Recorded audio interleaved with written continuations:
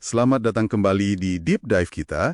Kali ini kita bakal gali lebih dalam soal Fernão Mendes Pinto, penjelajah Portugis abad ke-16.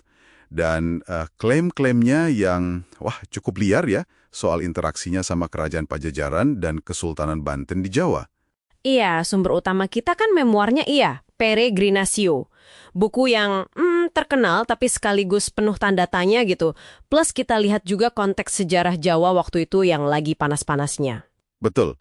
Jadi misi kita nih buat Anda semua, kita coba pilah-pilah mana yang mungkin fakta, mana yang fiksi dari tulisan Pinto ini.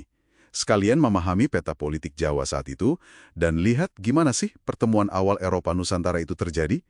Ternyata nggak cuma soal perjanjian resmi, tapi juga kisah-kisah personal yang, penuh warna. Oke, kita mulai ya. Sip.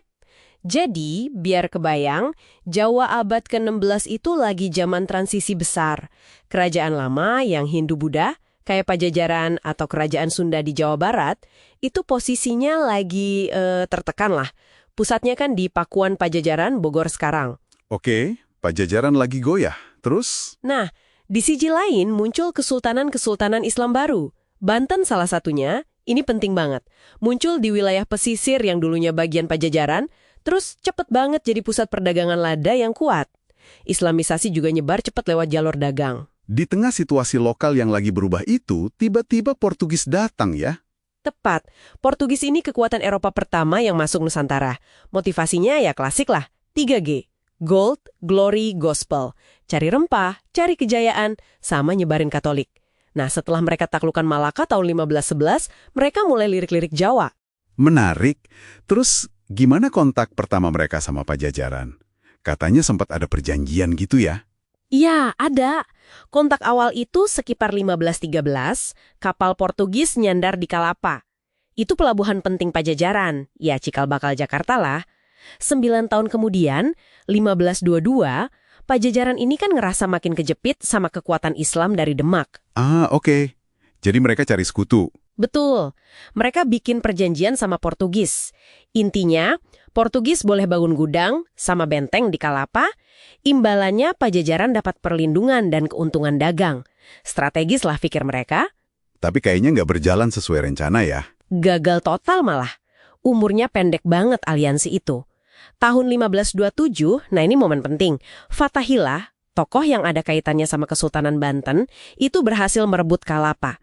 Namanya diganti jadi Jayakarta. Wah, berarti perjanjian sama Portugis langsung batal dong? Otomatis, buat Pajajaran ini pukulan telak.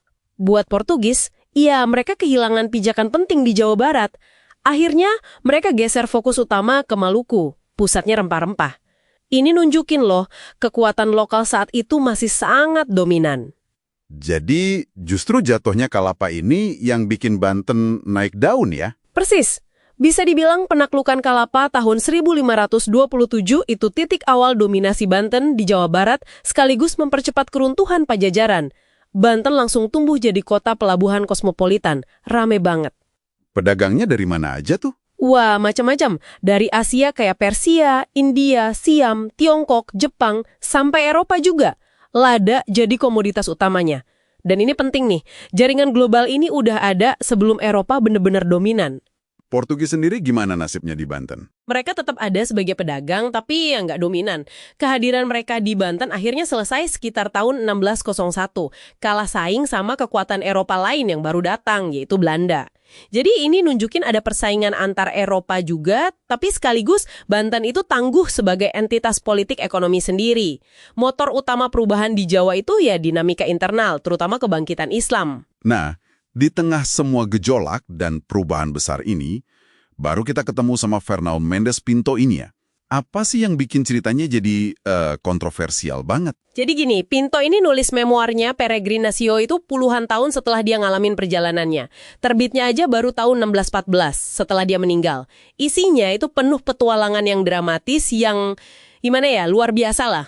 Saking luar biasanya jadi diragukan gitu. Nah, dari awal udah banyak yang skeptis. Sampai ada plesetan namanya di Portugis sana. Fernão Mendes Pinto.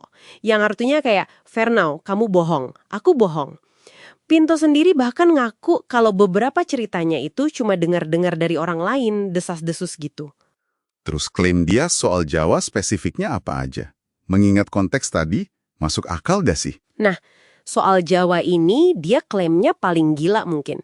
Dia ngaku pernah ikut perang lawan pasukan Muslim, terus terlibat perang antar penguasa lokal, kapalnya karam, terdampar. Oke, itu udah cukup dramatis. Ada lagi? Ada. Yang paling sensasional, dia ngaku terpaksa kanibalisme buat bertahan hidup. Terus pas kunjungan kedua katanya dia sampai dijual jadi budak di Jawa. Ini kedengarannya lebih kayak, petualangan pribadi yang lepas kendali ya. Bukan bagian dari operasi resmi Portugis yang kita tahu udah geser fokus dari Jawa setelah 1527 tuh. Tunggu, kanibalisme? Wah, itu klaim yang, wow. Gimana para sejarawan nanggepin cerita seheboh ini? Ya terbelah lah, ada yang skeptis banget, kayak P.A. Tile. Dia curiga cerita perang Pinto di Jawa itu mungkin cuma info dari orang lain atau malah ngarang. Tapi Tile juga bilang catatan Pinto ini nggak bisa diabaikan gitu aja, karena sumber Eropa lain dari masa itu minim banget. Ada yang lebih perkaya? Ada juga, kayak Maurice Colles. Dia anggap, walau detailnya mungkin nggak 100% akurat, secara umum cerita Pinto itu cocoklah sama alur sejarah. Dan dia sebut sebagai catatan Eropa terlengkap soal sejarah Asia abad ke-16. Susahnya kan jelas, nulisnya lama setelah kejadian, ngaku pakai rumor, klaimnya sensasional banget, terus bukti pendukung lain hampir nggak ada. Jadi gimana nih kita sebaiknya lihat peregrinational ini? Cuma kumpulan bualan aja? Atau ada nilainya? Justru di situ uniknya. Mungkin bukan catatan sejarah yang akurat, plek-ketiplek, tapi buku ini jadi semacam jendela langka, walaupun mungkin jendelanya agak burem ya, ke cara orang Eropa waktu itu melihat dan ngebayangin Asia. Cerita Pinto, benar atau enggak, itu ikut ngebentuk persepsi soal Timur di Eropa. Ada juga yang lihat ini sebagai kritik terselubung ke kolonialisme Portugis, jadi nilainya lebih dari sekedar fakta sejarah. Oke, jadi kesimpulannya nih. Buat Anda yang dengerin, kelihatan banget ya bedanya antara strategi resmi Portugis yang coba diplomasi sama Pajajaran, terus pindah fokus ke Maluku. Sama cerita pengalaman pribadi Pinto yang kacau balau di Jawa. Ini ngingetin kita kalau kehadiran Eropa di Asia itu nggak seragam. Ada individu-individu dengan cerita mereka sendiri yang bisa jadi beda jauh sama laporan resmi. Betul. Dan peregrinasi Asia itu justru karena kontroversi dan kemungkinan dilebih-lebihkannya, jadi sumber yang menarik. Bikin kita mikir sejarah itu gimana sih ditulisnya? Gimana narasi bahkan yang heboh bisa ngebentuk pemahaman kita? Iya, jadi ini pengingat buat Anda semua untuk selalu kritis kalau baca sumber sejarah. Apalagi soal pertemuan antar budaya di masa lalu. Coba lihat dari banyak sisi dan sadar kalau catatan sejarah itu seringkali campuran antara pengalaman, ingatan, bias, agenda penulis, bahkan mungkin ya, imajinasi. Nah, sebagai penutup nih, coba Anda renungkan pertanyaan ini. Kalau kita ketemu sumber kayak Peregrinasio yang jelas nyampurin kemungkinan fakta, desas-desus, sama sensasionalisme, gimana cara terbaik kita pakai sumber itu buat memahami masa lalu? Seberapa penting sih kebenaran harfiah sebuah cerita dibanding pengaruh cerita itu sendiri dalam membentuk pandangan dunia orang pada zamannya dan mungkin juga cara pandang kita sekarang? Sesuatu untuk Anda pikirkan lebih lanjut.